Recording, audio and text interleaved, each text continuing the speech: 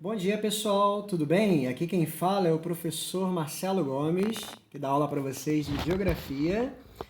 Estou deixando hoje uma videoaula para vocês com relação ao conteúdo novo, mas cabe lembrar que na semana passada eu havia deixado para vocês um resumo no Word, num arquivo, lá na plataforma, com o tema Primeira Guerra Mundial, Segunda Guerra Mundial e Guerra Fria. É muito importante que vocês acompanhem esse material que eu estou deixando, porque na realidade a continuidade desse material é parte do que a gente vai ver como conteúdo agora novo, intitulado Nova Ordem Mundial. Bom, o que significou essa nova ordem mundial?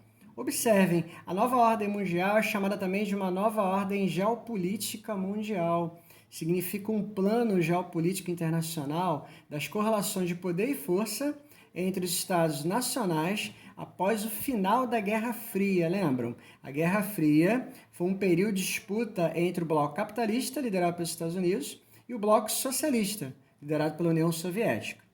Muito bem, com o final da Guerra Fria, a gente passou a ter um novo desenho na economia internacional e na política internacional.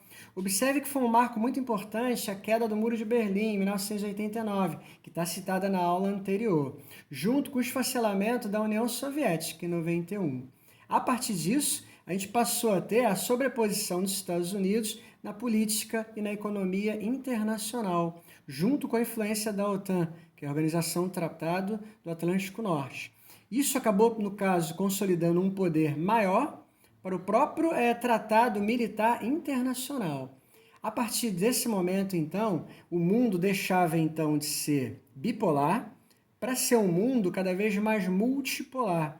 Quer dizer, a gente passa a ter a liderança dos Estados Unidos, mas vários blocos de economia, de poder, passam também a ditar regras na economia internacional. Vamos procurar entender um pouquinho mais sobre isso.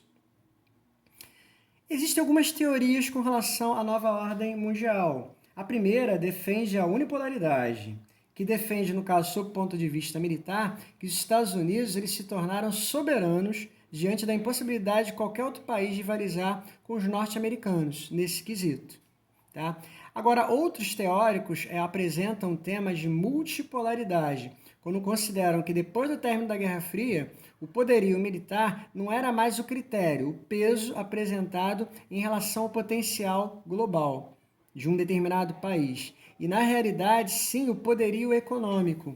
Dessa forma, então, é compreendido multipolaridade como sendo, no caso, resultado das combinações e dos acordos econômicos em que os Estados Unidos se colocavam como sobrepondo, tendo uma supremacia, e junto com ele a influência da economia capitalista no Japão, na União Europeia, num primeiro momento, e mais adiante, no segundo momento, com a entrada da China no final da década de 2000.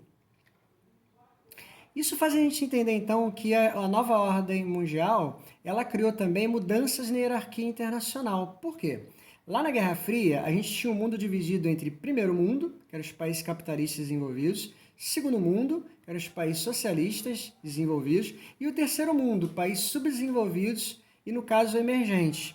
Como não havia mais o segundo mundo, que era a economia socialista, foi reorganizado, então, uma nova maneira de se entender o mundo. Dessa forma, então, foi lançado o conceito para países do norte, como sendo desenvolvidos, em relação aos países do sul, que eram os países, no caso, de economia subdesenvolvida. É interessante a gente ver que esse critério, país do norte, país do sul, ele não segue, no caso, um critério de ordem geográfica cartográfica, e sim de ordem geoeconômica e de relações de poder. Vamos ver? Esse mapa ele mostra justamente como é que se dava a nova ordem mundial em relação às mudanças pelas quais a gente passou a ter no mundo. Observem aquele aspecto que eu falei para vocês. Ó.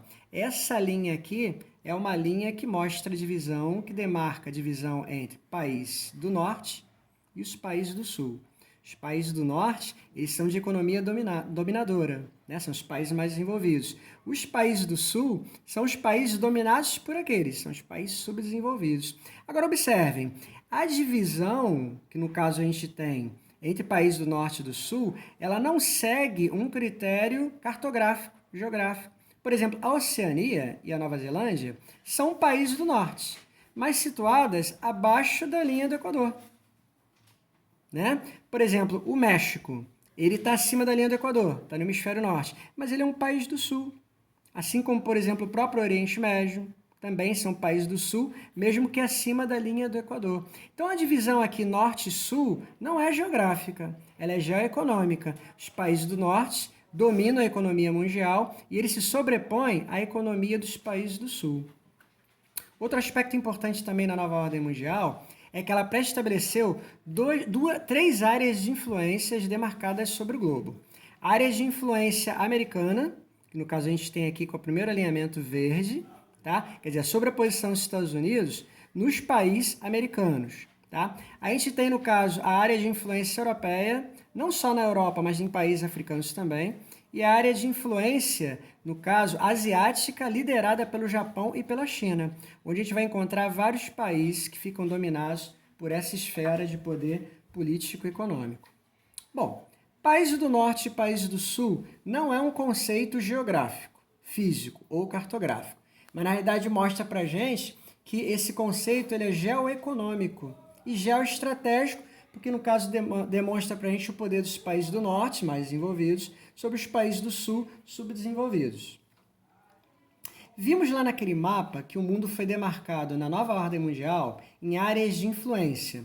E o conceito de áreas de influência traz para a gente a ideia resultante da multipolaridade. Como é que a gente entende a multipolaridade em relação às áreas de influência? Notem, o mundo estava dividido em áreas de influência da União Europeia, dos Estados Unidos, da China e do Japão. Essas áreas são fruto das relações geoeconômicas e geopolíticas estabelecidas na nova ordem mundial.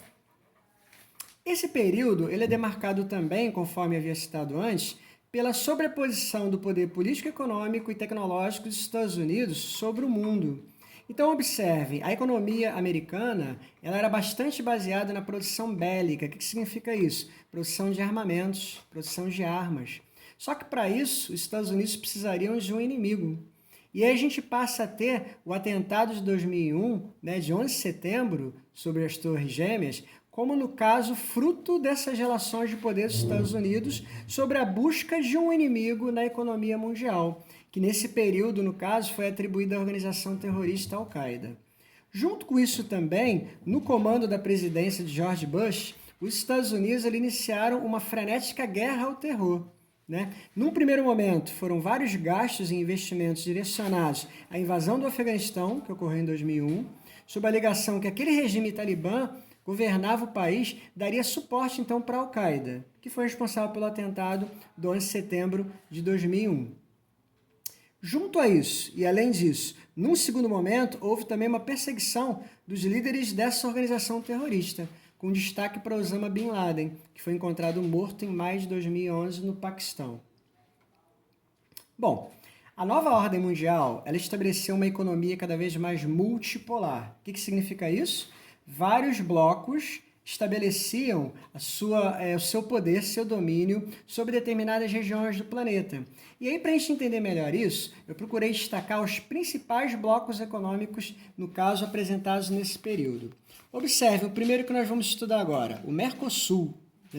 Ele, no caso, é uma união aduaneira. Foi fundado em 1991 e a proposta era dinamizar a economia regional, sendo ela mercadorias, pessoas e capitais.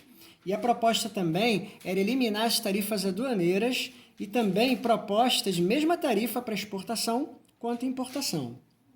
Outro bloco econômico bastante interessante, o NAFTA. O que no caso significa o NAFTA? O NAFTA é um acordo econômico entre Estados Unidos, Canadá e México. É uma zona de livre comércio. Foi fundada em 1994.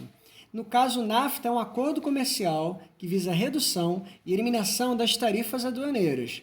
A proposta é ampliar o mercado e maximizar a produtividade interna desses países. Quem são eles? Estados Unidos, Canadá e o México. Outro bloco econômico bastante importante, a União Europeia. A União Europeia é caracterizada como uma união econômica monetária. Foi fundada em 1951, originalmente pelo Mercado Comum Europeu e pela Comunidade Econômica Europeia, que foi o primeiro agrupamento que deu origem a esse bloco. Qual é a proposta da União Europeia? Eliminar tarifas aduaneiras, adoção de tarifas comuns fora do bloco e propiciar uma livre circulação de pessoas e de capitais. A proposta dela foi a adoção do euro, que no caso vigoraria a partir de 2002. Atualmente, a União Europeia ela vem passando por vários problemas econômicos financeiros, inclusive com a própria saída do Reino Unido. E a gente vê que é um bloco econômico que hoje em dia passa por sérios problemas. Bom, outro bloco econômico importante, a APEC. A APEC é uma zona de cooperação econômica da Ásia do Pacífico. Foi criada em 1989. A proposta é promover o livre comércio e cooperação econômica na região da Ásia do Pacífico, né? Esse bloco econômico ele é liderado pela economia japonesa junto com os tigres asiáticos. E hoje em dia a gente pode dizer que é um dos blocos econômicos que mais dinamiza a economia globalizada. Bom, aqui nós temos um mapa representando, no caso, blocos econômicos, no caso, apresentados na economia mundial, mas demos destaque hoje para o NAFTA, destacamos também o papel do Mercosul, falamos da União Europeia e falamos da APEC em relação à área de influência dela na Ásia do Pacífico. Muito bem, não chega a ser um bloco econômico, mas os BRICS, na realidade, são acordos políticos criados entre 5 países que estão apresentando, no caso, uma certa economia estabilizada e que buscam acordos para diminuir os seus problemas, suas dificuldades econômico-financeiras. No BRICS, a gente tem o Brasil, a Rússia, no caso, a Índia, a China e a África do Sul, né? Mas o que significa o BRICS? Na verdade, é uma expressão que significa X. Essa expressão ela é caracterizada como um bloco político de cooperação formada pelos países citados anteriormente: Brasil, Rússia, Índia, China e África do Sul. Todos esses países eles se encontram numa posição similar no mercado emergente devido ao seu desenvolvimento econômico. O grupo, que não é considerado um bloco econômico, ele, no caso, apresenta condições para talvez se desenvolver mais ainda. Na realidade, de acordo com um artigo publicado em 2005, o México e a Coreia do Sul seriam os únicos outros países comparáveis aos BRICS, mas suas economias foram inicialmente excluídas por serem consideradas mais desenvolvidas, uma vez que já eram membros da Organização para a Cooperação e Desenvolvimento Econômico.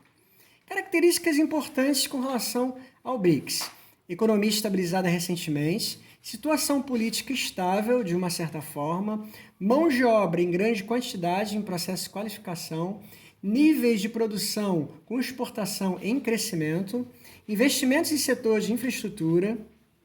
O PIB ele vem apresentando um certo crescimento, índices sociais em processo de melhoria quanto a problemas relacionados às desigualdades sociais e um rápido acesso da população ao sistema de comunicação, né, que é algo importante em face à globalização. Também mercados capitais recebendo grandes investimentos estrangeiros e investimentos em empresas estrangeiras em vários setores da economia. Observaram? O BRICS, então, é um acordo político para tentar vencer desafios, desigualdades, problemas, mas não são reconhecidos como um bloco econômico em si. Ok? Vamos ficar por aqui. Esses slides, junto com essa videoaula, tem a proposta de tentar resumir pontos importantes que a gente vai precisar desenvolver no conteúdo desse bimestre. E junto a essa videoaula, eu vou estar passando para vocês questões para vocês desenvolverem um trabalho que vai ter pontuação com relação ao rendimento do bimestre. Tá? Um bom trabalho, um abraço para todos vocês.